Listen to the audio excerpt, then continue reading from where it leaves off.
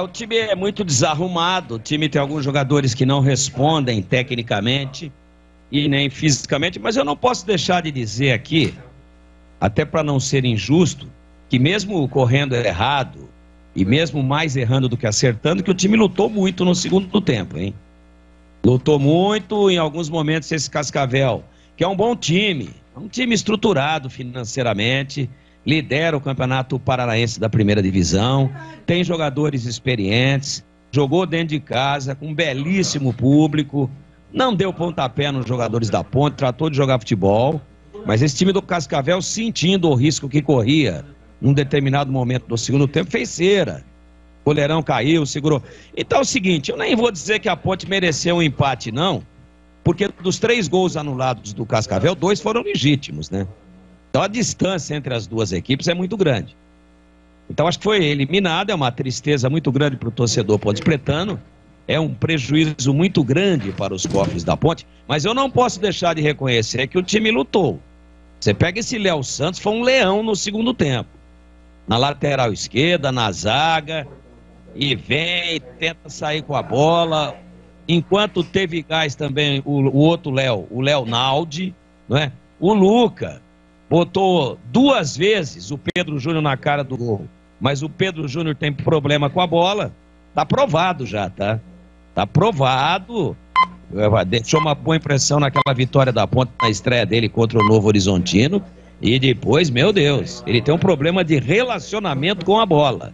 O problema dele não é o adversário, ele não se dá com a bola, ele não se entende com ela. O Ribamar, mesmo pesadão, aliás, o Ribamar quando vai subir, a gente já sabe que ele não vai chegar. É um cara grandão, deveria ir no corpo do zagueiro licitamente, mas ele sobe, ele não tem tempo de bola, ele sobe quando a bola está chegando, ele já está caindo. Aliás, ele sobe meio centímetro, 0,5, né? Milímetro. Então, não dá, não tem condições. Ele sobe 5 milímetros, não dá. Mas com a bola no chão, lutou, teve a grande chance do jogo numa outra metida boa do Luca, e pôs o Pedro Júnior 2 vezes na cara, e pôs também na cara do gol o Ribamar. Só que o Ribamar fez certo, né? O Ribamar virou o pé e deu a chapa forte, e o goleiro caindo como última alternativa, abriu a asa, bateu na perna, e depois ele com a mão direita, passou pela perna dele.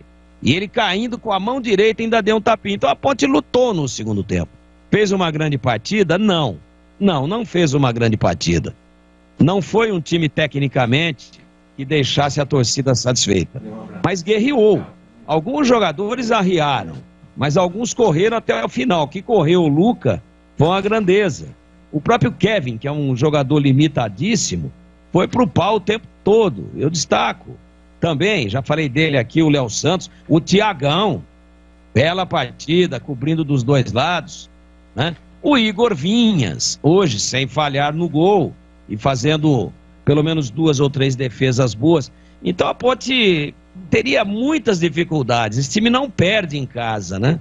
Esse time lidera a competição lá, esse time está azeitado, esse time foi vice-campeão paranaense no ano passado, perdendo nos pênaltis para o Londrina. É bem verdade que o Atlético, que é a grande força do Paraná hoje, joga com um time sub-20, exatamente para fazer pré-temporada para o Campeonato Brasileiro, por isso que depois ele ganha a Sul-Americana, por isso que depois ele dá trabalho quando vai para a Libertadores e assim por diante. Ele dá trabalho na Copa do Brasil, chega numa semifinal, aliás, chegou a uma final de Copa do Brasil, que ele não se preocupa muito com o Campeonato Regional. Mesmo assim, não dá para tirar os méritos da liderança momentânea da equipe do Cascavel e do seu vice-campeonato no ano passado, porque o Coritiba vai inteiro, as demais equipes vão inteiras, o Paraná Clube e assim vai. Então, um time muito forte em casa. E a Ponte, se no primeiro tempo foi massacrada e amassada, no segundo tempo ela mostrou um pouco mais de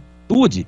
E aí, claro, ficam realçadas as limitações técnicas e físicas do time. Mas o time lutou muito para buscar esse gol e, pelo menos com o empate, trazer para Campinas a classificação, o que lamentavelmente não foi possível. Então, o futuro é sombrio, há muita dificuldade da gente acreditar que esse time possa, em algum momento, reagir e mostrar um bom futebol.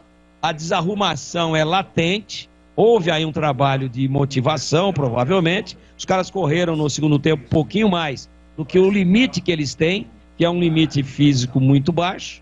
O Ivo Secchia, junto com o Nenê Santana, tentaram ali aquilo que foi possível fazer, fizeram algumas alterações, mas quando a gente vê o André Luiz falhando no gol e depois dando pelo menos 4 contra-ataques, e depois numa bola que ele rouba, e a Ponte tem 2 ou 3 jogadores bem posicionados dentro da área, ele tenta dar um chute e chuta o chão, e a bola quase não ultrapassa a linha de fundo, a gente vê onde é que essa diretoria, essa comissão técnica se meteram com esse tipo de jogador muito limitado.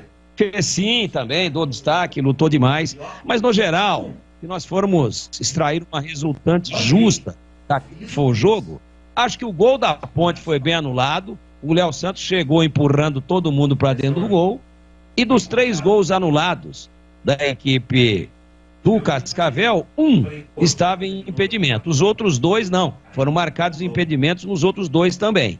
Esse último gol, o joelho do lento Fabrício, esse não tem condição física. Tanto é que ele foi puxado para a quarta zaga, morreu fisicamente, e aí o Ivo Secchia traz ele de volta para a beirada para ficar praticamente fazendo o número e tentando dar um chutão. Ele bate bem na bola, é canhoto, chuta forte, lá para dentro da área para ver se acontecia alguma coisa.